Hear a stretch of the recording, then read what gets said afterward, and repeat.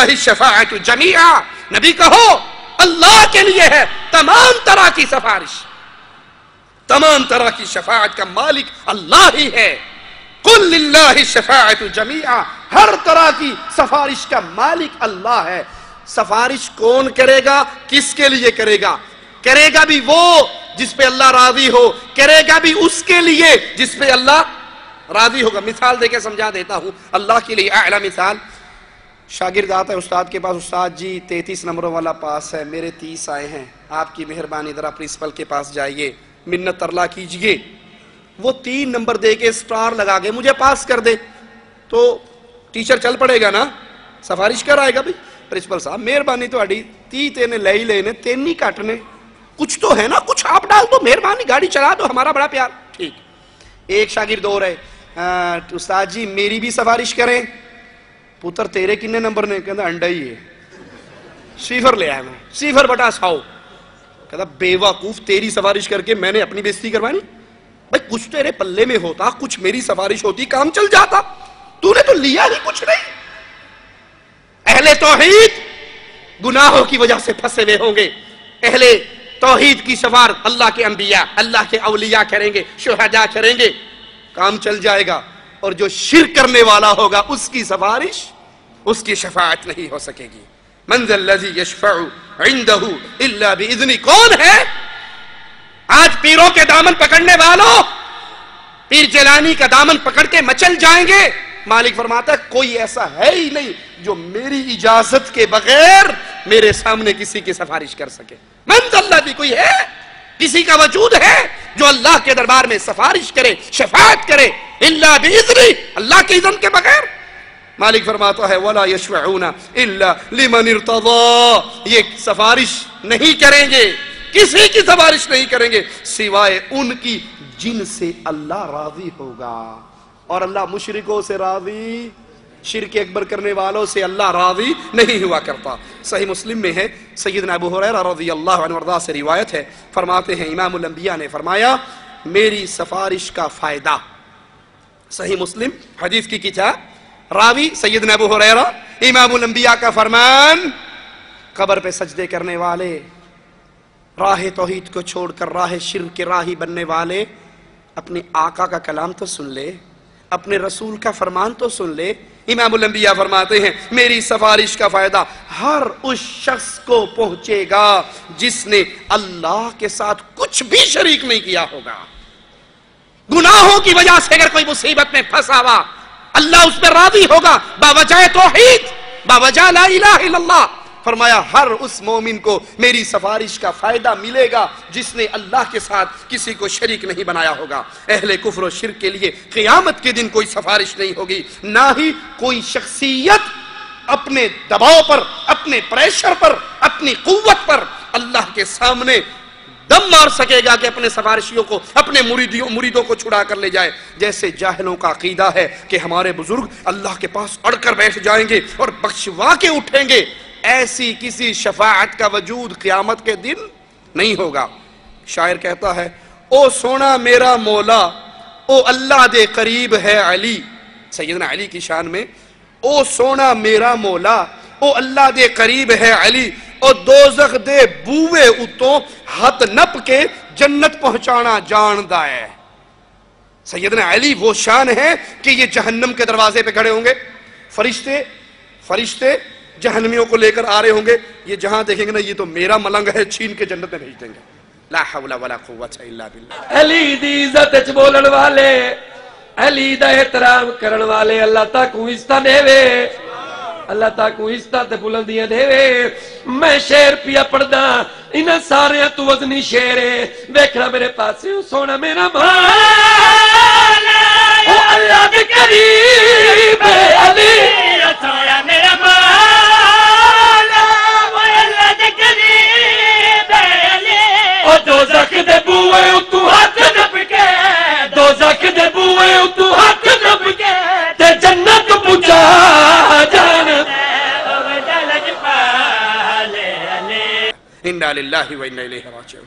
جہاں مالک کا وعدہ پڑے گا خذوہ فغلوہ ثم الجحیم صلوہ ثم فی سلسلۃ ذرعھا 70 ذراعا فاسلکوہ، پکڑ لو، جکڑ لو، 70 گز لمبی زنجیروں میں جکڑ کے اوندے منہ کر کے جہنم میں پھینک دو۔ کہا نہیں، ہمارے مولا علی تو وہاں پر کھڑے ہو کے اپنے اپنے ملنگوں کی بازویں چھین کر او دوزخ دے بوئے اتوں ہاتھ نپ کے جنت پہنچانا جانتا ہے۔ مولا الیاس قادری صاحب اپنے خطاب میں فرماتے ہیں کہ ایک مرتبہ بارگاہ غوث اعظم پیر عبد القادر جیلانی کو غوث اعظم سب سے بڑا مددگار، سب سے بڑا مددگار کون ہے؟ اللہ، سب سے بڑا مددگار اللہ ہے۔ یہ سب یاد کر لیجئے ایک جملے کو، جس پر مصیبت آئے وہ مشکل کشا، جو حاجت میں پھنس جائے وہ حاجت روا، جس کو مدد کی ضرورت ہو وہ غوث اعظم۔ غوث اعظم وہ جس پہ کوئی مصیبت نہ آئے، اس پہ کوئی وہ کسی حاجت میں نہ پھنسے، وہ کسی کا محتاج نہ بنے۔ پیر عبد القادر جیلانی کی غوث اعظم کی بارگاہ میں لوگوں نے آ کے عرض کی، سیدی قبرستان میں ایک قبر سے مردے کی چیخ و پکار بلند ہو رہی ہے، مرشد کرم فرمائیے۔ انا للہ و انا الیہ راجعون۔ امام الانبیاء نے اپنے صحابی کو دفن کرنے کے بعد کیا کہا؟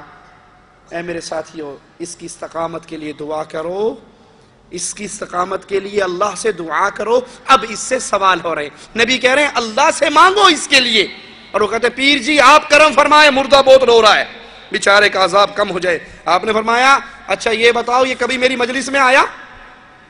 یہ کبھی میری مجلس میں آیا؟ اگر پیر جیلانی عالم الغیب تھے تو ان سے کیوں پوچھ رہے تھے میری مجلس میں آیا؟ وہ بھول گئے مریدوں کو؟ ہم عرض کریں گے تو شکایت ہوگی، اپنی اداؤں پہ خود ہی کچھ غور کیجئے۔ کہا یہ کبھی میری مجلس میں آیا؟ لوگوں نے کہا ہمیں تو نہیں پتا۔ کہا اچھا کبھی اس نے میرے گھر کا کھانا کھایا؟ لوگوں نے کہا ہمیں نہیں پتا۔ کہا اچھا اس نے کبھی میرے پیچھے نماز پڑھی؟ لوگوں نے کہا ہمیں اس کا بھی نہیں پتا۔ تو پیر غوث اعظم نے سر کو جھکا لیا، آپ پہ جلال و وقار طاری ہوا، اور پھر آپ نے فرمایا ابھی مجھے آ کر فرشتوں نے بتایا ہے اس نے آپ کی زیارت کی ہے اور اس کو آپ سے محبت بھی تھی، اللہ نے اس پر رحم فرما دیا۔ اور لوگوں نے کہا اب اس کی قبر سے آنے والی آوازیں بند ہو گئی۔ صلو علی الحبیب صلی اللہ تعالی علی محمد۔ بہجت الاسرار شریف صفحہ 194 ہی پر ایک اور حکایت منقول ہے۔ ایک بار بارگاہ غوثیت مآب علیہ رحمت الطواب میں حاضر ہو کر لوگوں نے عرض کی یا سیدی، قبرستان میں ایک قبر سے مردے کی چیخ و پکار کی آوازیں آ رہی ہیں، مرشدونا کرم فرمائیے بیچارے کا عذاب دور ہو جائے۔ آپ رحمت اللہ تعالی علیہ نے ارشاد فرمایا کیا اس نے مجھ سے خرقہ خلافت پہنا ہے؟ لوگوں نے عرض کی ہمیں معلوم نہیں۔ فرمایا کیا کبھی وہ میری مجلس میں حاضر ہوا؟ لوگوں نے لا علمی کا اظہار کیا۔ فرمایا کیا اس نے کبھی میرا کھانا کھایا؟ لوگوں نے پھر لا علمی کا اظہار کیا۔ آپ رحمت اللہ تعالی علیہ نے پوچھا کیا اس نے کبھی میرے پیچھے نماز پڑھی؟ لوگوں نے وہی جواب دیا۔ تو سرکار غوث پاک رحمت اللہ تعالی علیہ نے سر مبارک ذرا سا جھکا لیا تو آپ رحمت اللہ تعالی علیہ پر جلال و وقار کے آثار ظاہر ہوئے، اور کچھ دیر کے بعد فرمایا مجھے ابھی بھی فرشتوں نے بتایا اس نے آپ کی زیارت کی ہے اور آپ سے اسے عقیدت بھی تھی، لہذا اللہ رب العزت نے اس پر رحم فرمایا۔ الحمدللہ عز و جل اس کی قبر سے آوازیں آنی بند ہو گئیں۔ تو میرے پیارے پیارے اور میٹھے جسائیں بھائیوں، معلوم ہوا کہ اولیاء اللہ کی زیارت میں بھی بڑی عظمت ہے، بڑی برکت ہے کہ غوث پاک کی زیارت کرنے والے کی قبر سے عذاب اٹھ گیا تو اولیاء اللہ جو کہ علماء ہوتے ہیں، عالم ہی ولی ہوتا ہے، غیر عالم یعنی جاہل ولی نہیں ہو سکتا، تو حدیثوں میں یہ موجود ہے کہ عالم کی زیارت عبادت ہے، تو جب عالم کی زیارت عبادت ہے تو ولی کی زیارت نہ جانے کتنی بڑی عبادت ہوگی. اور پھر ولیوں کے سردار غوث الاعظم علیہ رحمت اللہ الاکرم کی زیارت نہ جانے کتنی عظیم عبادت ہوگی. اس کی برکت سے قبر سے عذاب اٹھ گیا. اس شفاعت کا وجود نہ اللہ کی کتاب میں ہے نہ رسول اللہ صلی اللہ علیہ وسلم کی حدیث میں ہے. مالک فرماتا ہے وَأَنذِرْ بِهِ الَّذِينَ يَخَافُونَ أَن يُحْشَرُوا إِلَىٰ رَبِّهِمْ لَيْسَ لَهُمْ مِن دُونِهِ وَلِيٌّ وَلَا شَفِيعٌ. ایسے لوگوں کو ڈرائیے جو اس بات سے ڈرتے ہیں کہ اپنے رب کے پاس ایسی حالت میں پیش کیے جائیں گے کہ ان کے سوا نہ کوئی ان کا مددگار ہوگا نہ کوئی سفارشی ہوگا. ان کے لیے کوئی سفارشی نہیں ہوگا. اب تو کہتے ہیں پیر جی کا ہاتھ میری کمر پہ ہے، اس نے کہا بس سالانہ نذرانہ ہمارے دربار میں پہنچتا رہے، تیرا نام سلسلہ قادریہ کے مریدوں میں لکھا گیا، اللہ جانے پیر جانے. تو جی ہماری کیا ٹینشن ہے، اللہ کے نبی سے خود ہی، اللہ سے خود ہی ہمارے بابا جی چھڑوا لیں گے، معافی دلوا لیں گے. مالک فرماتا ہے یہ اس حال میں پیش ہوں گے لیس لہم من دونہ ولی ولا شفیع، نہ ان کا کوئی مددگار ہوگا نہ ان کا کوئی سفارشی ہوگا. نواقض اسلام میں سے تیسری بات، جس نے مشرکوں کو کافر نہیں سمجھا یا ان کے کافر ہونے میں شک کیا یا ان کے مذہب کو صحیح جانا، وہ شخص بھی دائرہ اسلام سے نکل جاتا ہے. جو کفار کو کافر نہ سمجھے یا ان کے مذہب کو ٹھیک مانے. فتح علی خان کی قوالی سنائی نا، مکے گیا گل بندی نہیں، گنگا نہایا گل بندی نہیں. وہ کہتا ہے مکے والے بھی ٹھیک ہے، گنگا والے بھی ٹھیک ہے، دونوں ٹھیک ہے.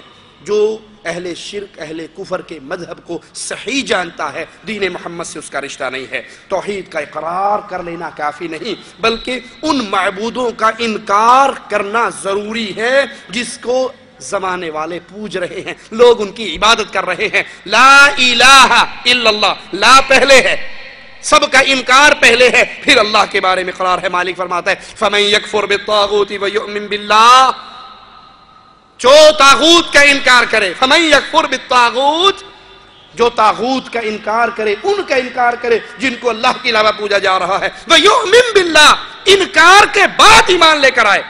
یہ نہیں کہ وہ کعبہ اور گنگا دونوں کو ٹھیک مانتا رہے، یہ نہیں، بلکہ پہلے انکار کرے اللہ کے علاوہ جس کو بھی پوجا جا رہا ہے، جس کے سامنے سجدے، طواف، نظر، نیاز، امید، بھروسے، توکل، محبت، خوف، یہ ساری چیزیں اگر اللہ کے علاوہ کسی اور سے ہو رہی ہیں تو وہ معبود باطل ہے، سچا معبود اپنے عرش پر ہے. فَمَن يَكْفُرْ بِالطَّاغُوتِ، جو اس طاغوت کا انکار کرے، وَيُؤْمِن بِاللَّهِ، جو پھر اللہ پر ایمان لے کر آئے طاغوت کے انکار کے بعد، یہ ایسا ہے، اس نے ایسے مضبوط کڑے کو تھام لیا ہے جو کبھی نہیں ٹوٹے گا. تو ایمان لانے کے لیے ضروری ہے اللہ کے علاوہ پوجے جانے والوں کا انکار کیا جائے. صحیح مسلم میں ہے، امام الانبیاء نے فرمایا جو شخص لا الہ الا اللہ کہے اور اللہ کے سوا جن جن کی پوجا ہو رہی ہے ان کا انکار کرے، اس کا مال، اس کا خون مسلمانوں پہ حرام ہے، اس کے دل کا معاملہ اللہ کے ساتھ ہے. اللہ پر ایمان لانے سے پہلے اللہ کے علاوہ پوجے جانے والے ہر معبود باطل کا انکار مومن پہ فرض ہے.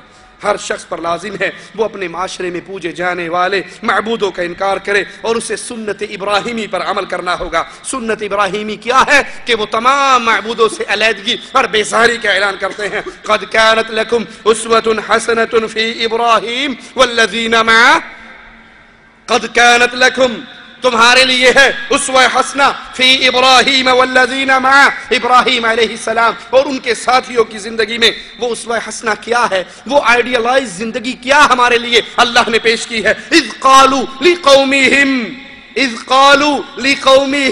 جب ابراہیم اور اس کے ساتھیوں نے اپنی قوم سے کہا تھا انا براء منکم، ہم تم سے بری ہیں.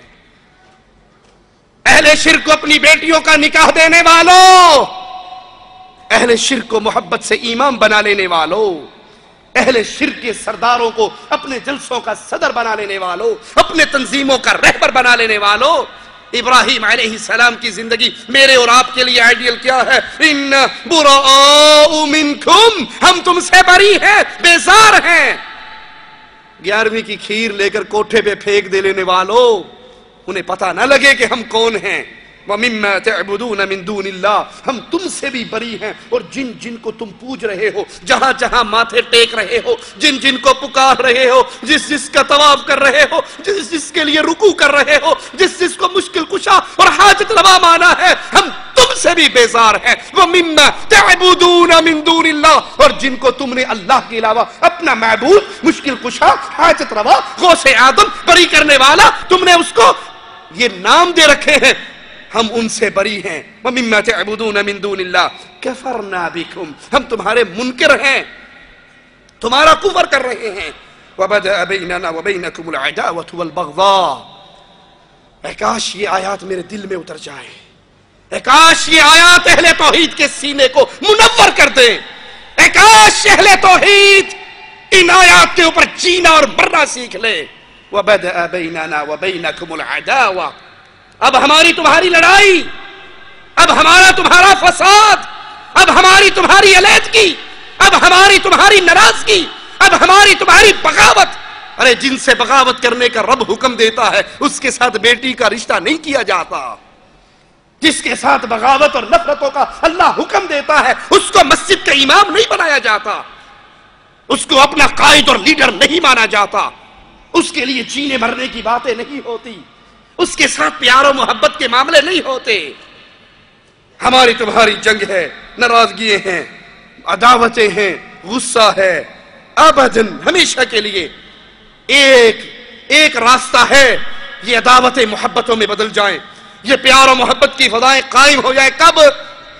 جب الیکشن کا سیزن آئے گا تمہارے پاس ووٹ مانگنے آئیں گے، تب یہ اہل شرک سے جب نفرتیں محبت میں بدلے گی۔ کب؟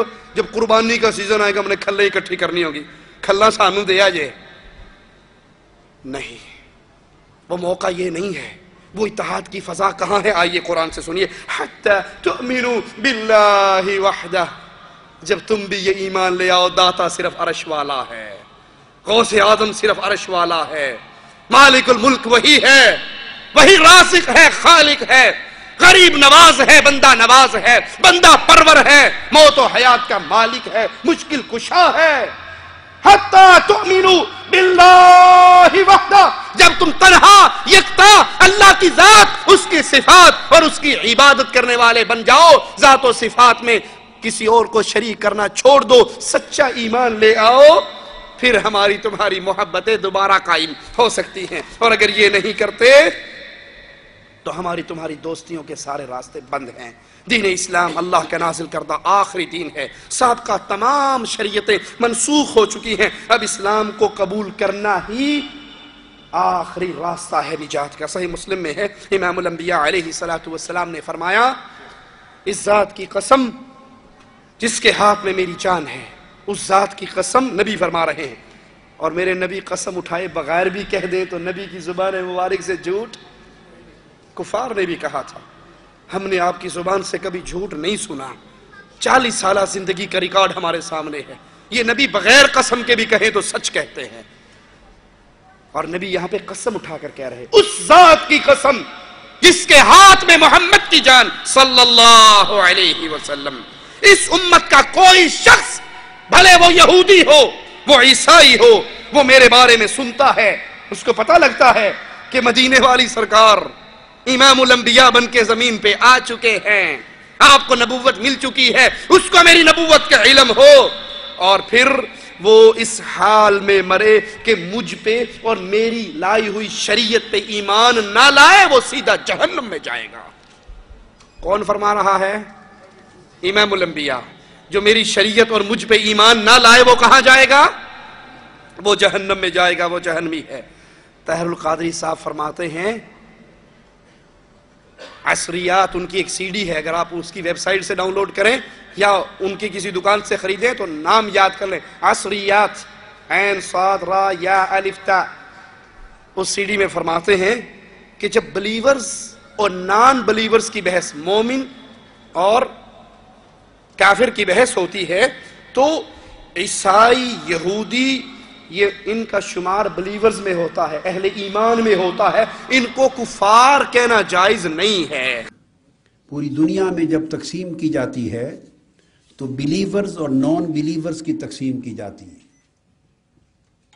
نان بلیورز کو کفار کہتے ہیں علمی اصطلاح میں، اور بلیورز ان کو کہتے ہیں جو اللہ کی بھیجی ہوئی وحی پر، آسمانی کتابوں پر، پیغمبروں پر ایمان لاتے ہیں، مذہب ان کا کوئی بھی ہو. تو جب بلیورز اور نان بلیورز کی تقسیم ہوتی ہے تو یہودی عقیدے کے ماننے والے لوگ اور مسیحی برادری اور مسلمان، یہ تین مذاہب بلیورز میں شمار ہوتے ہیں، یہ کفار میں شمار نہیں ہوتے.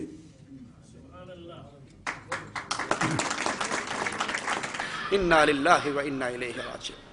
کہا یہودیوں کو، عیسائیوں کو کافر کہنا جائز نہیں، یہ بلیورز میں ہیں، یہ مومنین میں شامل ہوتے ہیں. ہم کہتے ہیں قادری صاحب آپ ان کو راضی کرنے کے لیے جو چاہیں کہہ لیں، ہمیں ہمارے آقا نے خبر دے دی جو محمد کریم پر اور آپ کی لائی ہوئی شریعت اسلام پر ایمان نہیں لاتا وہ کافر ہے اور ہمیشہ کی جہنم میں جلنے والا ہے.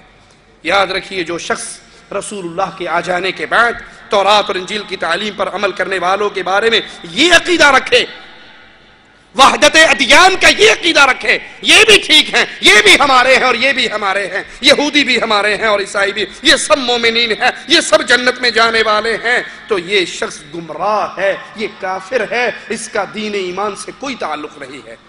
اسی طرح مسلمان کہلانے والے وہ لوگ جو کفر اکبر یا شرک اکبر میں ملوث ہیں، یا پھر اللہ کے رسول صلی اللہ علیہ وسلم کی نبوت کے بعد قادیان کے جھوٹے مرزے کو نبی مانتے ہیں، یا دین اسلام کی بنیادی باتوں کا انکار کرتے ہیں، یہ بھی کافر اور مشرک ہیں. اگر کوئی ان کے کفر اور شرک میں شک کرتا ہے، ان کے مذہب کو سچا مانتا ہے، تو ایسا بندہ بھی مسلمان نہیں رہتا، بلکہ شریعت ان لوگوں سے بغض، نفرت، عداوت اور دشمنی کی تعلیم دیتی ہے. اہل ایمان نے کے بارے میں مالک کا فرمان سنیے، اہل ایمان کے لیے اہل شرک سے محبت حرام ہے. یا ایھا الذین آمنوا لا تتخذوا آباءکم واخوانکم اولیاء. اے ایمان والو، اے کلمہ پڑھنے والو، اے رسول اللہ کی امت، اے نبی کریم صلی اللہ علیہ وسلم کی طرف نسبت کرنے والو، اے اہل ایمان، مالک کا اعلان سنو، لا تتخذوا آباءکم، اپنے آباء و اجداد کو، وَإِخْوَانَكُمْ، اپنے بھائیوں کو تم ولی نہ پکڑو، ان سے محبتیں نہ کرو، ان سے دوستیاں نہ کرو. کب؟ ان استحبوا الکفر علی الایمان، جب وہ ایمان کی بجائے کفر سے محبت کرے. اگر یہ اللہ اور اس کے رسول پر ایمان نہیں لے کر آتے، وہ تمہارا باپ ہے، وہ بھائی ہے، وہ عزیز ہے، وہ رشتہ دار ہے، تم ان سے محبت نہ کرو اگر وہ ایمان کی بجائے کفر کو پسند کرتے ہیں. وَمَن يَتَوَلَّهُم مِّنكُمْ، اور جو قرآن کی آیت سننے کے بعد، قرآن کا حکم سننے کے باوجود باز نہیں آتا، ان سے محبت کرتا ہے، فَأُولَئِكَ هُمُ الظَّالِمُونَ، پھر یہی ظالم ہے. اور یہاں ظالم سے مراد مومن نہیں کافر ہے، جو اہل ایمان میں شمار کرتا ہو اور اہل کفر سے محبت کرے، اگرچہ وہ اس کا باپ ہو، اگرچہ وہ اس کا بھائی ہو. صدیق اکبر نے کہا تھا بیٹے کو، جب بیٹے نے کہا تھا بابا تیری گردن 3 مرتبہ میری تلوار کے نیچے آئی تھی، باپ سمجھ کے چھوڑ دیا تھا. بابا نے کہا تھا بیٹا تو خوش قسمت ہے، تیری گردن میری تلوار کے نیچے 1 مرتبہ بھی نہیں آئی، تو نے تو 3 مرتبہ اپنی تلوار کو اس لیے روکا تھا کہ بابا ہے، اور میری تلوار کے نیچے عبد الرحمن تیری گردن 1 مرتبہ آ جاتی، لخت جگر نہ سمجھتا، محمد کا دشمن سمجھ کے کاٹ ڈالتا صلی اللہ علیہ وسلم. اہل ایمان کی تو یہ کیفیت ہے. کتنے ہیں کلمہ پڑھنے والے جو اپنی بیٹی کا رشتہ اپنے بھتیجے سے بھتیجا ہونے کی وجہ سے کر دیتے ہیں، اور جانتے ہیں یہ قبروں پہ سجدے کرنے والا ہے، یہ قبروں کا طواف کرنے والا ہے، یہ غیر اللہ کو مشکل کشا اور حاجت روا سمجھ کے ان کو مشکلوں میں پکارنے والا ہے. اجی گلتے ٹھیک ہے لیکن بھتیجا تو ہے نا، بھائی کا خون تو ہے. اگر تیرے اندر نبی کریم کی محبت جوش مار رہی ہے تو اللہ کا واسطہ ہے، شریعت تجھے منع کر رہی ہے. جو شرک کرنے والا ہو، وہ باپ ہو، صدیق اکبر والے ایمان کو اپناؤ. لا تجد قوم یؤمنون باللہ قرآن حکیم کی آیات کو اپنے دل میں اتاریے. ہم اپنی بات کو پھر دہرائیں گے، چھیڑنا کسی کو مقصود نہیں، لیکن رب کے قرآن سے جوڑنے کا حق تو ہمیں ہے نا. ہم کسی کے شیخ و حضرت کی توہین نہیں کرنا چاہتے، لیکن جو میرے رب کے قرآن سے ٹکر لے اس کو پیر کیسے مان لوں، اس سے محبتیں کیسے جوڑ لوں؟ لا تجد قوم یؤمنون باللہ والیوم الآخر یوادون من حاد اللہ ورسولہ.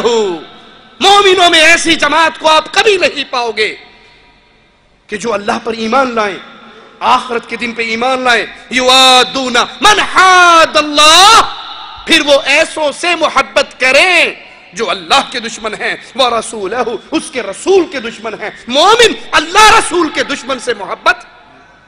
بیٹی کا رشتہ دینا محبت کی نشانی یا نفرت کی؟ امام بنانا محبت کی نشانی یا نفرت کی؟ جماعتوں کے امیر بنانا محبت کی نشانی یا نفرت کی؟ جلسوں کے صدر بنانا محبت کی نشانی یا نفرت کی؟ ان سے چندے وصول کرنا محبت کی نشانی یا نفرت کی؟ اہل ایمان، مالک فرما رہا ہے نبی آپ کبھی اہل ایمان میں ایسا گروہ نہیں پائیں گے جو اللہ پر بھی ایمان لائیں، آخرت پر بھی ایمان لائیں، پھر ان سے محبت کریں جو اللہ کے دشمن ہیں، اس کے رسول کے دشمن ہیں. وَلَوْ كَانُوا آبَاءَهُمْ أَوْ أَبْنَاءَهُمْ أَوْ إِخْوَانَهُمْ أَوْ عَشِيرَتَهُمْ. یہ کزن کی بات نہیں ہے، یہ پیاروں کی بات نہیں ہے، یہ برادری کی بات نہیں ہے کہ سید کی بیٹی تو سید کے گھر میں جائے گی نا. اب غیر سید اہل توحید تو ملتے ہیں، سید نہیں ملتے. تو ہمارے لیے اہم تو سید ہے، خان ہے، راجپوت ہے، آرائی ہے، شیخ ہے. ہماری تو اپنی برادریاں ہیں، ہمارے لیے یہ اہم ہے. یہاں برادریوں کی بات نہیں. مالک کہہ رہا ہے وَلَوْ كَانُوا آبَاءَهُمْ، اگر باپ بھی اللہ کا دشمن ہے، بیٹا اللہ کے دشمن باپ سے بھی محبت. بیٹے نے تلوار رکھی تھی باپ کے سینے پر اور کہا تھا بابا تو میرا بابا تو ضرور ہے، لیکن تو نے کہا ہے آج عزت والے مدینے سے ذلیلوں کو نکال دیں گے. تو ذلیل ہے، محمد عزت والے ہے. رب محمد کی قسم، مدینے کی دھرتی پر ہر بندہ قدم رکھ سکتا ہے. بابا تجھے اس وقت تک داخل نہیں ہونے دوں گا جب تک میرے محمد اجازت نہ دے دے صلی اللہ علیہ وسلم. بابا سے آ کر کہا، آقا سے آ کر کہا تھا آقا اگر میرے باپ کو قتل کرنے کا فیصلہ کر چکے ہو یہ خدمت میرے ذمہ لگانا. میں باپ کی گردن کو کاٹ کر آپ کے قدموں میں ڈھیر کر کے اعلان کروں گا مجھے محبت اللہ سے ہے، اس کے رسول سے ہے. اگر ان کے مخالف میں باپ بھی آتا ہے تو میرے نزدیک اس کی کوئی حیثیت. ماں نے کہا تھا تپتے ہوئے ریت میں لیٹ کر، بیٹا تیری اور میری محبت بڑی مشہور ہے، عرب کے اندر بڑی معروف ہے. بیٹا محمد صلی اللہ علیہ وسلم کے دین کو چھوڑ دے، وگرنہ ریت میں لیٹی رہوں گی، چھاؤں میں نہیں بیٹھوں گی، کھاؤں گی نہیں، پیوں گی نہیں، ایڑیاں رگڑ رگڑ کے مر جاؤں گی. لوگ تجھے ماں کا قاتل کہہ کے پکارا کریں گے. یا مجھے بچا لے یا محبت رسول کو بچا لے. اس صحابی نے کہا تھا ماں تو ایک ہے، میں نے ایک کے بطن سے جنم لیا ہے، کاش میں نے ایک کے پیٹ سے جنم نہ لیا ہوتا، میری 100 مائیں ہوتی. ماں اگر میری 100 مائیں ہوتی اور یکے بعد دیگرے ایڑیاں رگڑ رگڑ کے مرنا شروع کر دیتی، رب محمد کی قسم میں 100 کی 100 مائیں مروا لیتا، محمد صلی اللہ علیہ وسلم سے دامن نہ توڑتا. اہل ایمان بھی ہو، اہل توحید بھی ہو، پھر اللہ اور اس کے رسول کے دشمنوں سے محبت کرے. وَلَوْ كَانُوا آبَاءَهُمْ، وہ ان کا باپ بھی ہو، او ابناءہم بیٹا ہو، او اخوانہم ان کے بھائی ہو، او عشیرتہم ان کے رشتہ دار ہو، وہ سب سے رشتہ توڑ سکتے ہیں. نہ عرش والے سے توڑتے ہیں نہ مدینے والے سے توڑتے ہیں. افسوس آج کلمہ پڑھنے والے اہل شرک اور کفر کی محبت میں ایسے ہی ڈوبے ہوئے. ڈاکٹر طاہر القادری صاحب کے بیٹے ہیں محی الدین، اس ربیع الاول کو انا للہ و انا الیہ راجعون عیسائیوں میں کہ چرچ میں جہاں ان ظالموں نے صلیب لٹکائی ہوئی ہے، یہ صلیب کے پجاری جن کا یہ عقیدہ ہے نعوذ باللہ ثم نعوذ باللہ کہ عیسیٰ اللہ کا بیٹا ہے، اور مالک کا قرآن آواز لگا رہا ہے تکاد السماوات یتفطرن من وتنشق الارض وتخر الجبال هدا ان دعوا للرحمن ولدا. آسمان پھٹ جائے، زمین ریزہ ریزہ ہو جائے، پہاڑ ٹکڑے ٹکڑے ہو جائے، ان دعوا للرحمن ولدا. ان ظالموں نے اللہ کا بیٹا بنا لیا. ان ظالموں کے چرچ میں جا کر میلاد النبی کا کیک کاٹنے والوں، یہ تو میرے رب کو گالیاں دینے والے ہیں، یہ تو میرے رب کو گالیاں دینے والے ہیں. آج کی اس تقریب کی قابل صد احترام میزبان ریورنڈ چمن سردار صاحب، سردار بھوشن سنگھ صاحب، سردار جسوندر سنگھ صاحب،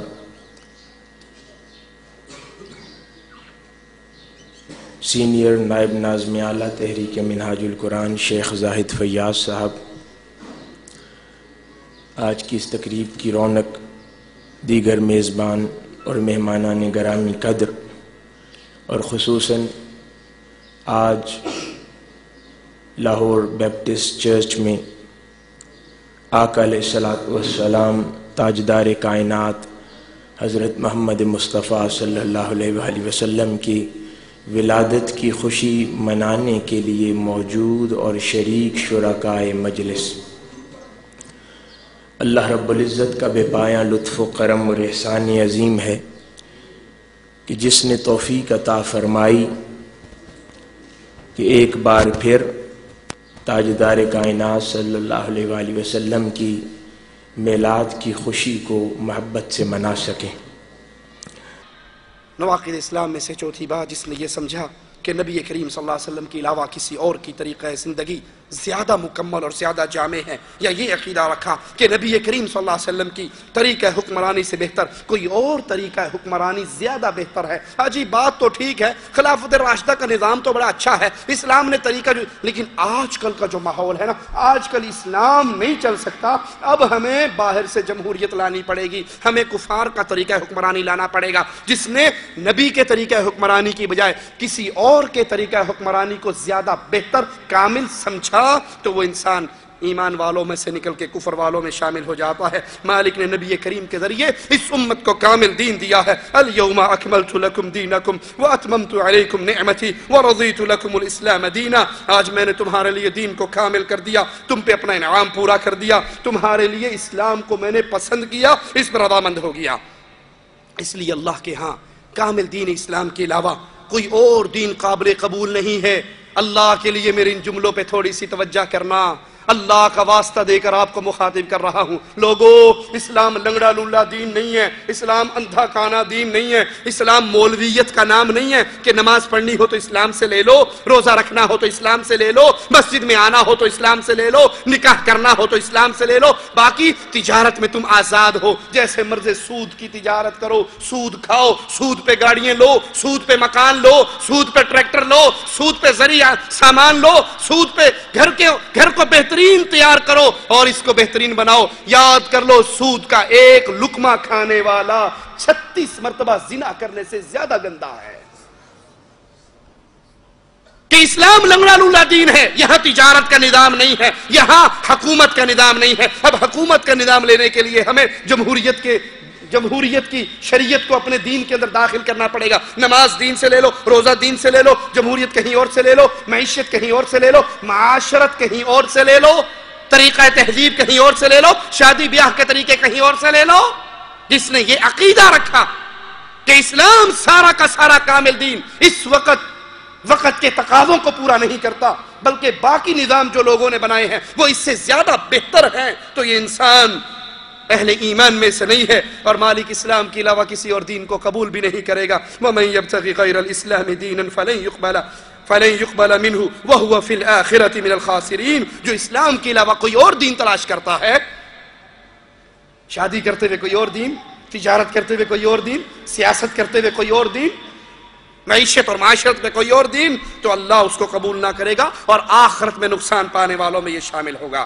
جس نے انسان کے بنائے ہوئے طاغوتی نظام کو، ان کے قوانین کے، ان کے طریقوں کو بہتر سمجھا، یا زانی کو رجم کرنے، چور کے ہاتھ کاٹنے کو آج کے دور کے لیے نامناسب خیال کیا۔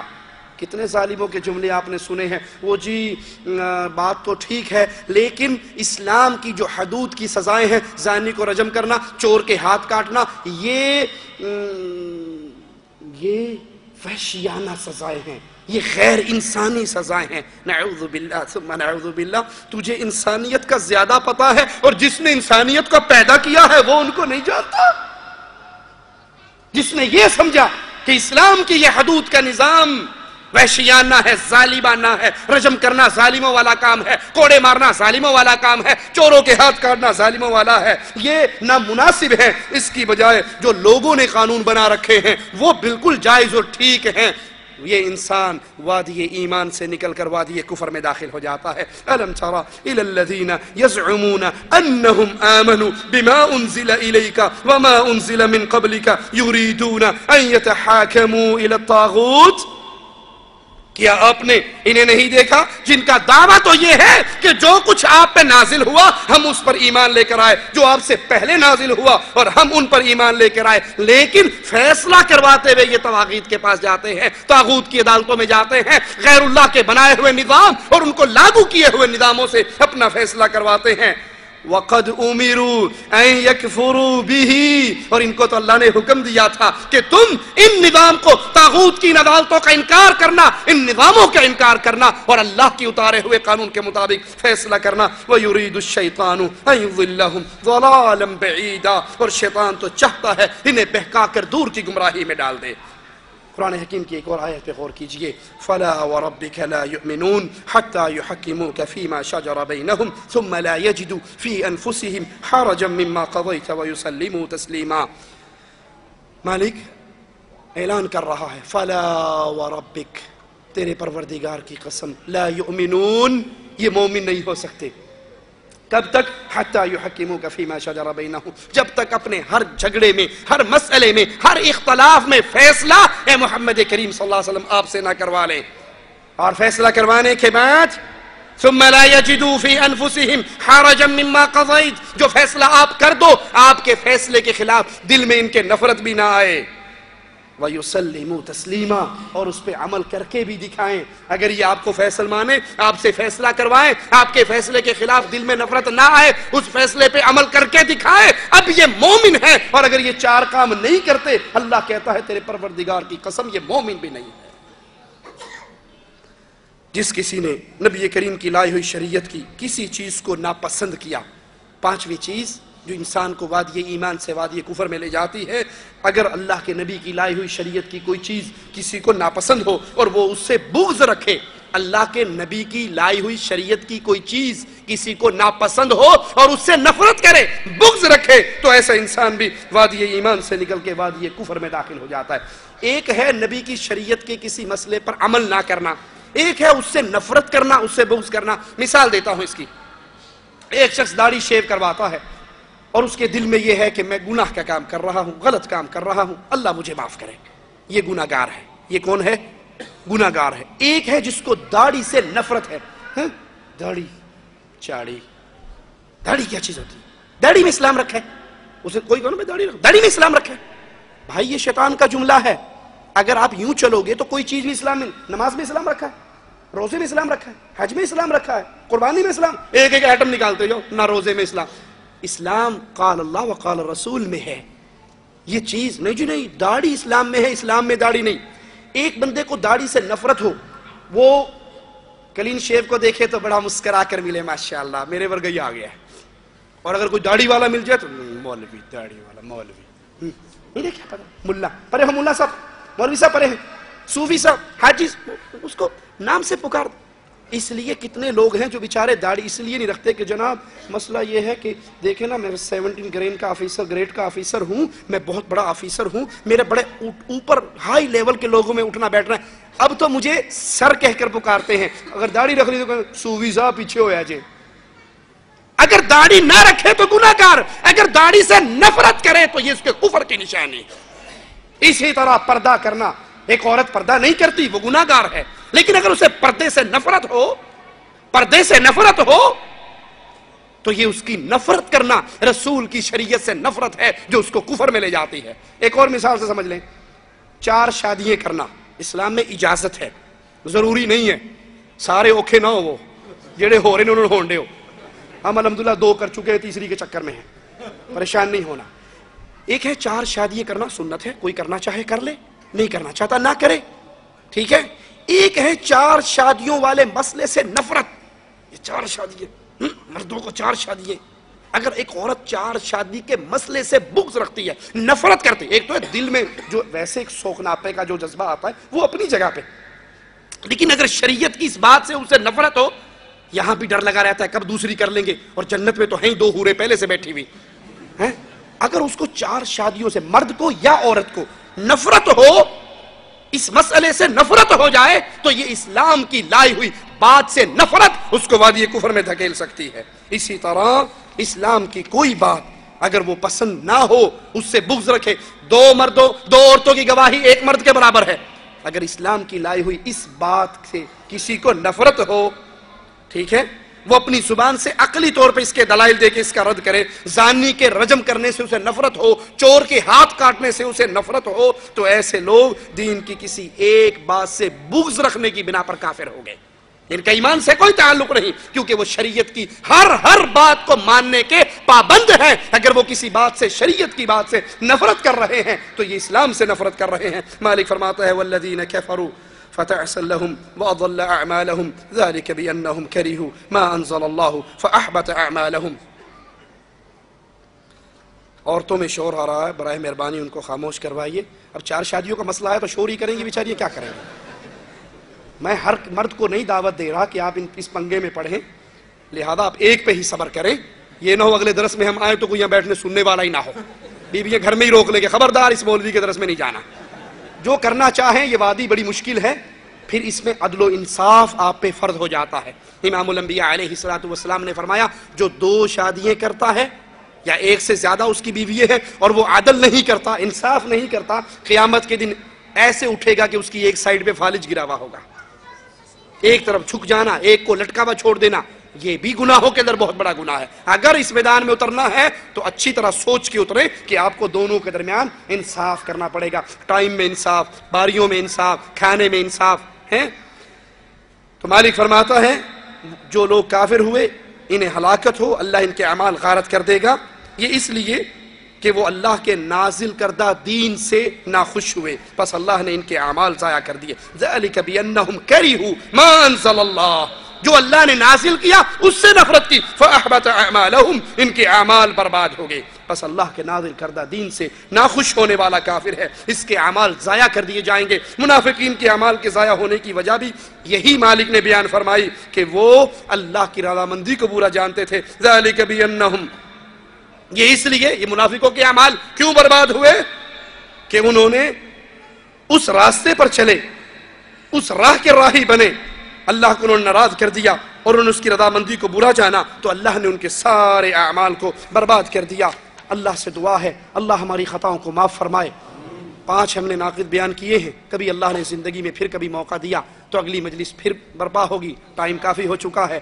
اللہ ہمارے گناہوں کو معاف فرما دے، اللہ ہماری خطاؤں کو معاف فرما دے، اللہ ہماری سیاہکاریوں کو معاف فرما دے، ہمیں زندہ رکھے، ایمان پہ رکھے، ہمیں موت دے تو اس حال میں دے، اللہ ہم سے راضی ہو، ہم اپنے اللہ سے راضی ہوں، ادھر ہماری روح نکل رہی ہو، ادھر ہمارے لیے جنت کے فیصلے ہو رہے ہوں۔ اقول قولی ھذا واستغفر اللہ لی ولکم ولسائر المسلمین فاستغفروہ انہ ھو الغفور الرحیم۔ حلالہ کیا ہے اس کی تفصیل بیان کریں۔ حلالہ بے غیرتی کا پاٹ ہے، بے حیائی کا دروازہ ہے، زنا کا دوسرا نام ہے۔ اس کی ڈیٹیل کے لیے آپ جاوید بھائی سے ہماری 2 CDs 3 طلاق اور حلالے کی چھری لے سکتے ہیں۔ ایک حدیث آپ کو سنا دیتا ہوں، اللہ کے نبی نے فرمایا کیا تمہیں کرائے کا سانڈ نہ بتاؤں؟ فرمایا بتائیے، فرمایا حلالہ کرنے والا، حلالہ کرنے والا، کروانے والا دونوں لعنتی ہیں۔ طلاق کون دیتا ہے؟ جی مرد طلاق دیتا ہے۔ قصور کس کا ہوتا ہے؟ مرد کا، بیوی تو گھر میں روٹیاں پکا رہی، یہ بات سے طلاق طلاق طلاق، 3 فائر اکٹھے لگے، اب پریشان ہوا کہ اس کا تو حق مہر 2 لاکھ روپیہ تھا، 10 مرلے کا پلاٹ بھی تھا، 5 میرے بچے بھی ہیں. اب اوکھا سوکھا ہو گیا، مولوی صاحب میں غصے میں آ کے 3 طلاقیں دے بیٹھا. بھائی کسی نے پیار میں بھی طلاق دی؟ غصے میں تو طلاق دی جاتی ہے. اب مولوی صاحب کہتے ہیں جی اللہ ہی کرنا پینا. تو جی وہ کیا ہے، 1-2 رات کے لیے کسی اور کو، پھر یہ بکری دوبارہ کھول کے اپنے گھر لے آؤ. ٹھیک ہے، یہ بھیڑ بکری نہیں ہے، یہ اللہ کی باندھی ہے، اس کے ساتھ یہ مذاق ہے. قصور مرد کا تھا، حلالہ مرد کا ہونا چاہیے، عورت کا نہیں. جس نے قصور کیا ہے اس کا حلالہ کرواؤ. کیا حدیث میں کم اہل و عیال ہونے کی ترغیب آئی ہے؟ مثلا ہم اور ہمارے 2. حکیم الامت کی تحریر بہشتی زیور سے اس کی تائید ہوتی ہے، روشنی ڈالیں. بچے 2 ہی اچھے ہیں، یہ کفار کے جملے ہیں، اہل ایمان کے جملے نہیں ہیں. رسول اللہ صلی اللہ علیہ وسلم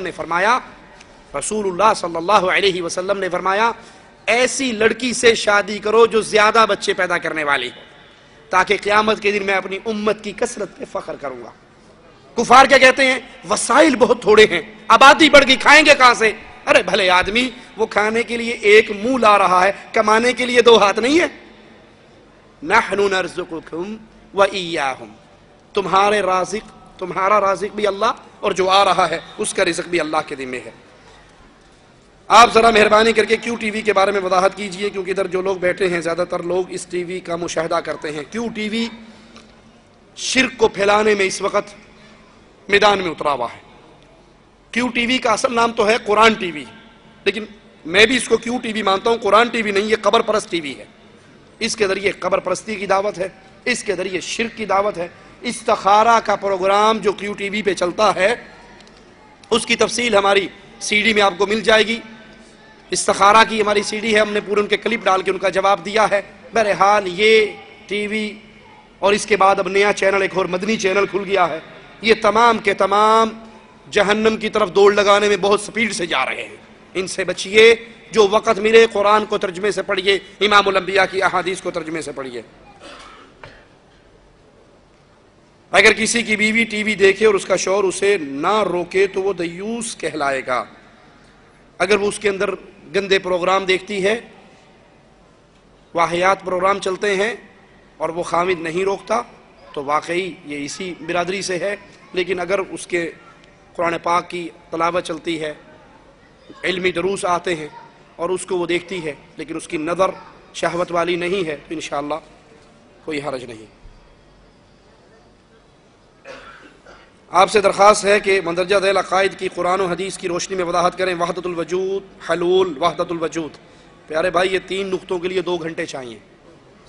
اس پر ہماری ایک سی ڈی میں اس دفعہ لے کر آیا ہوں، آپ کو مل جائے گی، ڈاکٹر اسرار اور عقیدہ وحدت الوجود.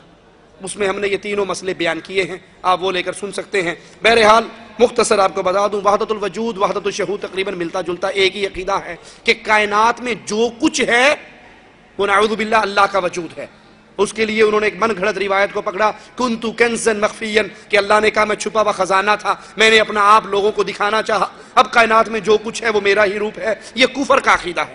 اس کا امام ابن عربی گزرا ہے جو کہا کرتا تھا العبد حق والعبد حق، الرب حق والعبد حق. بندہ بھی اللہ ہے اور اللہ بھی بندہ ہے. مجھے نہیں پتا شریعت کس کے لیے آئی ہے. یہ کفر کا عقیدہ ہے، اس سے بچنا چاہیے. اپنے ماں باپ یا کسی رشتہ دار کی قبر میں جانا حرام ہے کہ نہیں؟ فاتحہ پڑھنے کی غرض سے ماں باپ کی قبروں پہ جائیں، عام مسلمانوں کی قبروں پہ جائیں، ان کے لیے دعا پڑھیں. وہاں کھڑے ہو کے فاتحہ پڑھنا، چاروں کل پڑھنا اور ان کی روح کو بخش دینا، یہ کسی حدیث سے ثابت نہیں ہے. کیا ہم باطل فرقوں کی جماعتوں کے ساتھ، مثلا جماعت اسلامی، جماعت تبلیغ، انہیں اصلاح کرنے کے لیے جڑ سکتے ہیں اور جو دعوت کے صحیح منہج سے نہیں ان کو دعوت دے سکتے ہیں؟ جی بالکل، آپ ان کو دعوت دیں، لیکن دعوت دینے سے پہلے آپ کے پاس بنیادی علم ہونا ضروری ہے. ان تک پہنچا کر ان کی غلطیاں جو قرآن و حدیث کے خلاف مسائل ہیں وہ بتائیے، لیکن ان کے ساتھ ملنا، ان کے نظم میں شامل ہو جانا جائز نہیں ہے. کیا عربوں کا جماعت میں نکلنا جماعت تبلیغ کا حق ہونا دلیل ہے؟ نہیں، دلیل یہ ہے کہ وہ جو چیز پیش کر رہے ہیں، کیا وہ قال اللہ و قال رسول کی صدائیں ہیں؟ ان کے ہاتھ میں فضائل اعمال اور فضائل صدقات ہے، اور یہ دونوں کتابیں شرک کی دعوت سے بھری ہوئی ہیں. آپ نے کل اپنے خطاب میں جو کفریہ عبارات کے حوالے دیے، کیا ہم ان باطل عبارتوں کو لکھنے والوں اور عقیدوں کے رکھنے والوں کی تکفیر کر سکتے ہیں، یا صرف یہ کہہ سکتے ہیں کہ انہوں نے کفریہ کام کیا؟ جو انسان اس باطل عقیدے کو پیش کرتا ہے، اس کا داعی ہے، اس کو پیش کر رہا ہے، اس کی ترویج کر رہا ہے، وہ ضرور اس کفر کے اندر شامل ہے، لیکن چونکہ وہ مر چکا ہے اس لیے یہ کہہ دیجئے یہ عقیدہ کفریہ ہے اور اس عقیدے کا حامل کافر ہے۔ شخص واحد کی تکفیر کرنے کے لیے علماء اہل سنت نے کئی اس سے شرائط پہلے بیان کی ہیں۔ کیا غیر محرم کے ساتھ بات کرنا یا ہاتھ ملانا جائز ہے؟ ہاتھ ملانا مرد کا غیر محرم عورت سے، عورت کا غیر محرم مرد سے شریعت اسلامیہ میں حرام ہے۔ مجبوری میں کوئی بات کرنی پڑے تو بغیر لوچ کے بات کی جا سکتی ہے۔ کیا بھائی کی بیوی سے بات کرنا جائز ہے؟ بغیر مقصد کے بھابھی سے گپ شپ مارنا جائز نہیں ہے، لیکن اگر کوئی مجبوری کے اندر بات کرنی پڑ جائے بغیر لوچ کے بات کی جا سکتی ہے، اس کے اندر لوچ نہ ہو، اس کے اندر گناہ کی دعوت کا انداز نہ ہو۔ فرض نماز میں امام کے پیچھے فاتحہ پڑھنے میں اختلاف ہے، براہ مہربانی وضاحت کریں۔ سورۃ فاتحہ جو نہیں پڑھتا اس کی نماز نہیں ہوتی، جو سورۃ فاتحہ نہیں پڑھتا اس کی نماز نہیں ہوتی۔ امام کے پیچھے ہوں تب بھی آپ پڑھیں گے، اکیلے ہوں تب بھی پڑھیں گے، ہر حال میں سورۃ فاتحہ پڑھیں۔ رفع دین کرنا حدیث سے ثابت ہے، وضاحت کریں۔ نیز بتائیں اس کے منسوخی کے حوالے سے کوئی حدیث یا ثبوت ہے؟ رفع دین کرنا حدیث سے ثابت ہے، صحیح بخاری کے اندر، صحیح مسلم کے اندر احادیث موجود ہیں۔ منسوخی کی کوئی ایک صحیح روایت اس دھرتی کے اوپر موجود نہیں ہے۔ داڑھی ایک مٹھ رکھنی سنت ہے یا نہیں، یا کتنی بڑی لازمی ہے؟ اللہ کے نبی نے فرمایا داڑھیوں کو معاف کر دو، وفروا اللحى وفروا ای کثروا، ان کو بڑھاؤ، ان کو زیادہ کرو۔ آپ کی کسی حدیث سے داڑھی کاٹنا، ایک مٹھ رکھنا، گال چھیلنا، نیچے سے کٹوانا ثابت نہیں ہے۔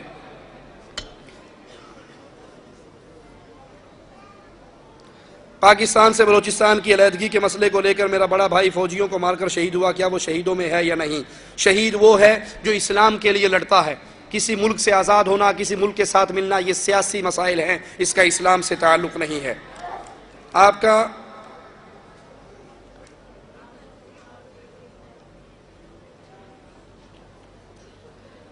پتہ نہیں کیا لکھا ہے۔ 3 طلاق ایک دفعہ میں دینے سے حلالہ کے بغیر رجوع ممکن ہے یا نہیں؟ حلالہ کی کیا شرعی حیثیت ہے؟ اگر کوئی شخص قرآن و حدیث کے سارے مسئلے مانتا ہے، قرآن و حدیث کے سارے مسئلے مانتا ہے، تو اس کے لیے شریعت کا یہی فتویٰ ہے کہ اگر اس نے غلطی سے ایک مجلس میں 3 طلاقیں دے دی تو وہ 1 ہوں گی، 3 نہیں ہوں گی۔ شریعت کے اگر سارے مسئلے مانے، اگر اوکھے ٹائم ادھر آ کر صرف ایک مسئلہ لے کر باقی سارے وہیں سے لیتا ہے، تو جہاں سے وہ سارے مسئلے لیتا ہے یہ مسئلہ بھی وہاں سے لے، اور ان کے پاس اس کا حل سوائے حلال لے کے اور کچھ نہیں ہے۔ وسیلے کا مفہوم قرآن و حدیث کی روشنی میں بتائیں، کیا زندہ یا مردہ شخص کا ہستی کا وسیلہ پکڑ کر دعا کروائی جا سکتی ہے؟ وسیلہ اللہ کے پیارے پیارے نام ہیں، ان کے وسیلے سے دعا کریں، اپنے نیک اعمال کا وسیلہ پیش کریں، کسی نیک زندہ بزرگ سے جا کر دعا کروائیں، یہ جائز ہیں۔ شخصیات کے وسیلے کی تعلیم نہ قرآن نے دی ہے، نہ حدیث نے دی ہے، نہ صحابہ کے منہج سے یہ بات ملتی ہے۔ کیا فجر کی نماز جان بوجھ کر تاخیر سے پڑھنا کفر ہے؟ اگر ہے تو اس کے بارے میں کیا حکم ہے؟ شیخ ابن باز، عبدالعزیز ابن باز رحمہ اللہ سے ایک شخص نے سوال کیا کہ میں اتنے سارے شیخ، میں فجر کی نماز کا الارم لگا کر نہیں سوتا، میں 7 بجے کا الارم لگا کر سوتا ہوں۔ کتنے بجے کا؟ کیونکہ 7:30 میں نے ڈیوٹی پہ جانا ہوتا ہے، میں اٹھتا ہوں، نماز پڑھتا ہوں، ناشتہ کرتا ہوں، ڈیوٹی پہ چلا جاتا ہوں۔ میرے بارے میں آپ کیا فرماتے ہیں؟ تو سماحت الوالد علامہ عبدالعزیز ابن باز رحمہ اللہ نے فتویٰ دیتے ہوئے پہلا جملہ یہ لکھا کہ تو کافر ہے، مسلمان نہیں۔ کیوں؟ اللہ نے نماز کا جو فرض مقرر کیا ہے وقت، تو نے اس کو بدل کر اپنے نفس کی خواہشات پہ چلتے ہوئے نیا وقت مقرر کر لیا ہے، تو یہ تیرے کفر پہ دلیل ہے۔ ایک بندہ وہ ہے جو فجر کی نماز پہ الارم لگاتا ہے لیکن نیند کی شدت کی وجہ سے وہ نہیں اٹھ سکتا، وہ جب اٹھے گا نماز پڑھے گا، اس کا حال الگ ہے، اس کا حال الگ ہے۔ لیکن ایک بندہ وہ ہے جو الارم ہی 8 بجے کا لگاتا ہے کیونکہ اس نے 8 بجے ڈیوٹی پہ جانا ہے، تو انسانوں کی نوکری اس کو عزیز ہے، رب کی غلامی عزیز نہیں ہے۔ جو اس طرح عمدن قصدن وقت نکال کے نماز پڑھتا ہے تو شیخ کا یہی فتویٰ ہے۔ کہا جاتا ہے مجبوری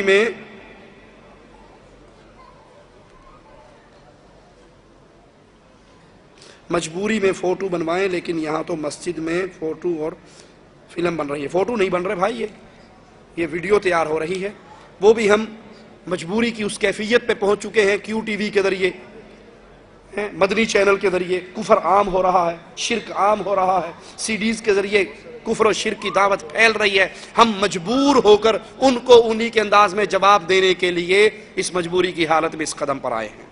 اگر باپ اپنے بیٹے یا بیٹی کا کسی جگہ رشتہ کرنا چاہے اور بیٹا یا بیٹی نہ کرے، مطلب یہ ہے کہ باپ اپنی مرضی سے بیٹے یا بیٹی کا رشتہ کر سکتا ہے جبکہ بیٹا یا بیٹی راضی نہ ہو، اسلام کی روشنی میں وضاحت کریں۔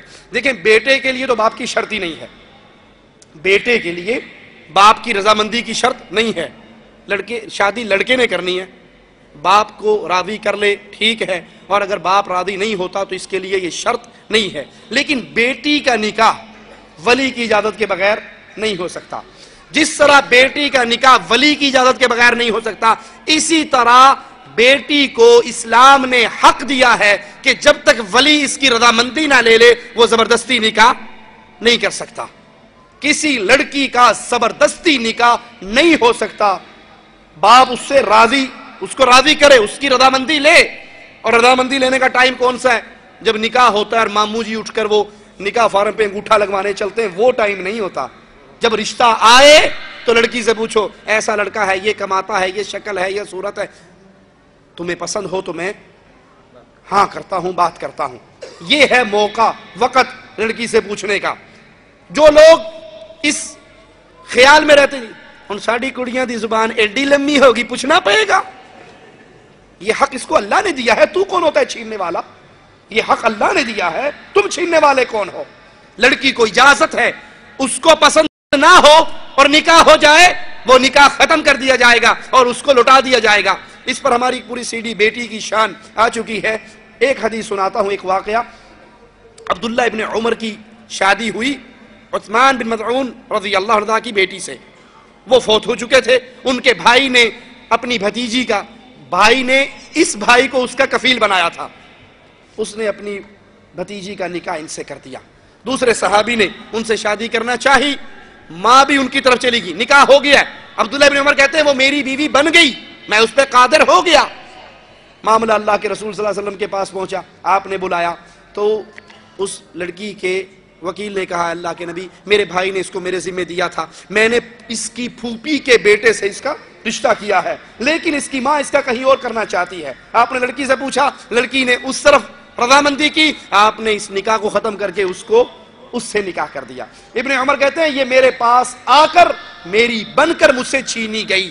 یہ شریعت کی تعلیم ہے، لڑکی سے اس کی رضامندی لینا ضروری ہے۔ میں گورنمنٹ کی سروس کرتا ہوں، گورنمنٹ میں ہر مہینے میری تنخواہ میں سے کچھ پیسے کاٹ لیتی ہے۔ نوکری مکمل ہونے کے بعد مثال کے طور پر میرے ذاتی کٹے ہوئے پیسے 1 لاکھ بنتے ہیں، جبکہ گورنمنٹ مجھے 1.5 لاکھ دیتی ہے۔ اوپر والا 50,000 میرے لیے جائز ہے نہیں، جتنا آپ کی تنخواہ سے کٹا ہے اتنا آپ لے لیجئے۔ اہل سنت والجماعت کے اندر مشہور 4 مذاہب ہیں۔ بعض علماء سے سنا ہے کہ ایک امام کا مقلد ہونا ضروری ہے۔ کیا مقلد ہونا ضروری ہے؟ اگر ضروری نہیں تو قرآن اور سنت کی روشنی میں جواب دیں۔ اگر مسلمانوں پر 4 اماموں میں سے ایک امام کا ماننا ضروری ہے، اس کے بغیر اس کا ایمان پورا نہیں، تو 4 اماموں سے پہلے جو دور گزرے جن کے بارے میں نبی نے گارنٹی دی بہترین دور میرا، پھر میرے بعد آنے والوں کا، پھر اس کے بعد آنے والوں کا، وہ کس امام کو مانتے تھے؟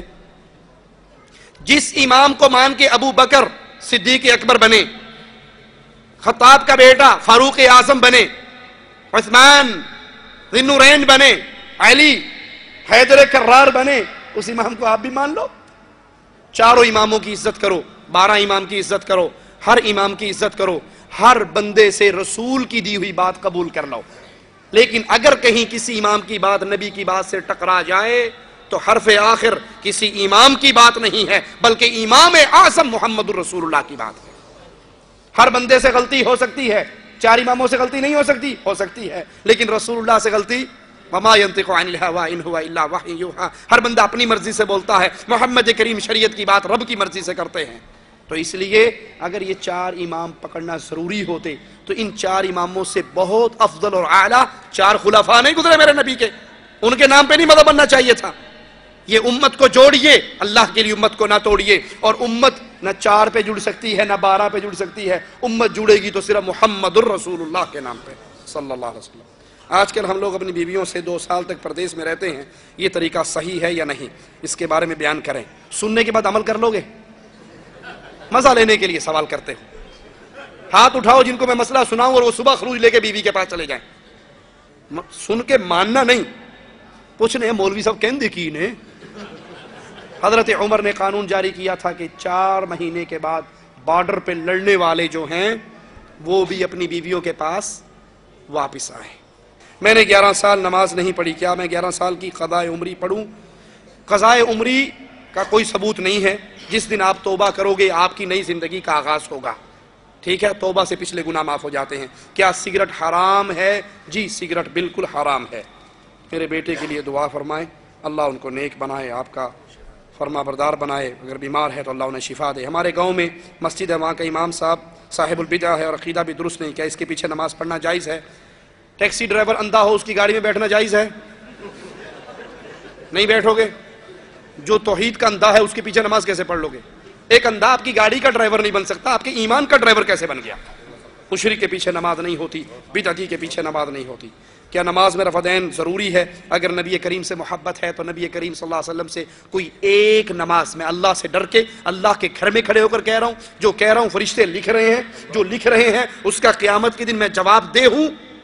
میری قبر میں آپ نے نہیں آنا اور کسی اور شیخ و پیر نے بھی نہیں آنا. ہمیں رسول اللہ صلی اللہ علیہ وسلم کی صحیح احادیث سے ایک نماز بھی ایسی نہیں پہنچی کہ آپ نے پڑھی ہو اور رکوع میں جاتے ہوئے رفع دین اور رکوع سے اٹھتے ہوئے رفع دین نہ کیا ہو. کوئی ایک صحیح حدیث آج تک ہمیں نہیں پہنچی. کسی کے پاس ہے تو ہمیں بھی پہنچا دے. جتنی نہ کرنے کی روایات ہیں وہ ضعیف ہیں, من گھڑت ہیں, اور جتنی کرنے کی روایات وہ صحیح ہیں. صحیح بخاری کی روایات پہ کسی کو اعتراض نہیں, صحیح مسلم کی روایات پہ کسی کو اعتراض نہیں. لے دے کے ایک دلیل رہ جاتی لوگوں کے پاس, میں اس دلیل کا جواب دیتا ہوں. وہ جی بتوں کی وجہ سے رفع دین شروع ہوئی تھی. سنی یا نہیں سنی؟ بتوں کی وجہ سے. ارے بھائی جماعت سے نماز کہاں فرض ہوئی؟ مدینہ میں. بتوں والی پارٹی کہاں تھی؟ جہاں نماز جماعت سے فرض ہو رہی وہاں بت والی پارٹی ہے نہیں. جہاں جماعت سے نماز فرض ہوئی وہاں بت نہیں ہے, جہاں بت تھے وہاں نماز جماعت سے فرض نہیں تھی. اچھا جی چلو مان لیتے ہیں. یہ بتائیے وہ بت لانے والے صحابہ تھے یا منافق تھے؟ نعوذ باللہ کوئی بھی نہیں کہے گا صحابہ تھے, سب کہیں گے منافق تھے. اتنے بے وقوف منافق تھے, بت جیب میں ڈال کے کیوں نہیں لاتے تھے؟ بغل میں کیوں دے کے لاتے تھے؟ اچھا اس کو بھی چھوڑو, بھاگو جہاں تک بھاگنا, ہم بھی پیچھے بھاگ رہے ہیں. مان لیتے ہیں جی وہ بت لے کے آتے تھے. چھوٹے تو چھوٹا بت اینکتے ہوئے گا نا, اتنا تو بت چھوٹا سے چھوٹا ہوگا. لو جی میں بت کو لینے لگا ہوں بغل میں, یہ بغل میں بت آ گیا. ٹھیک ہے جی, اب نماز پڑھنے لگے ہیں. ہماری سنت کے مطابق, صحیح بخاری کی روایت کے مطابق ہاتھ کہاں تک اٹھنے چاہیے؟ کندھوں کے برابر, حتی حذو منکبے. اور جو رفع دین چھوڑنے والی پارٹی وہ کہاں تک اٹھاتی ہے؟ توجہ کرنا. اللہ, بت شریف کہاں گیا جی؟ بت تو گیا. ارے بھائی اگر یہ رفع دین بتوں کی وجہ سے شروع ہوئی تو پہلی کیوں کرتے ہو؟ اگر یہ رفع دین بتوں کی وجہ سے شروع ہوئی تو پہلی کیوں کرتے ہو؟ میٹھا میٹھا ہاپ ہاپ کوڑا کوڑا تو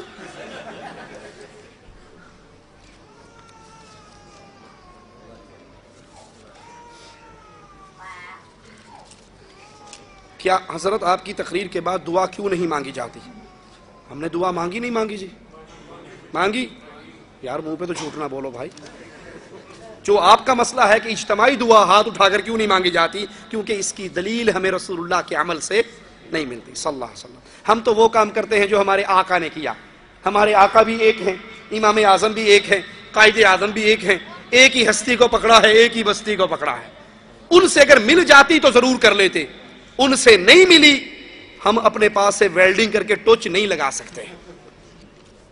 والدین کی فرما برداری دین کا اہم جزء ہے, مگر ان دونوں میں آپس میں اختلاف ہو تو کس کی فرما برداری کی جائے گی؟ ویسے عورت ہی عموماً مظلوم ہوتی ہے. ارے بڑی بڑی ظالم عورتیں بھی ہوتی ہیں, کیا میاں صرف مظلوم ہی ڈھونڈی آپ نے آج تک؟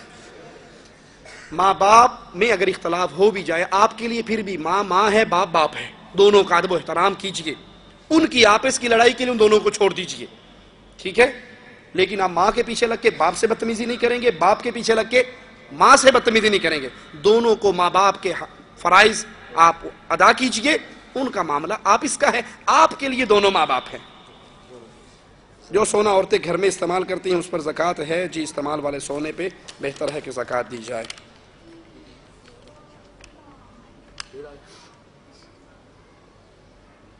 سورۃ یاسین کے بارے میں کہا جاتا ہے یہ قرآن کا دل ہے، اور یہ بات سنی کہی ہے۔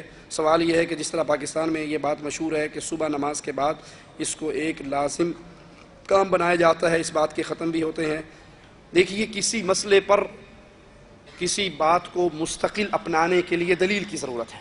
اگر رسول اللہ صلی اللہ علیہ وسلم نے روزانہ فجر کے بعد سورۃ یاسین کی تلاوت کی، کسی کے پاس حدیث ہے ہمیں بھی دے دو، ہم بھی مان لیں گے۔ اور اگر نبی کی حدیث نہیں ہے، آپ کا عمل نہیں ہے، آپ نے صحابہ کو یہ تعلیم نہیں دی، تو ہم اس کو نہیں تسلیم کر سکتے۔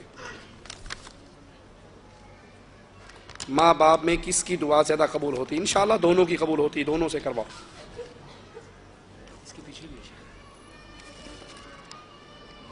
یہ بھی ماں باپ کا ہی ہے۔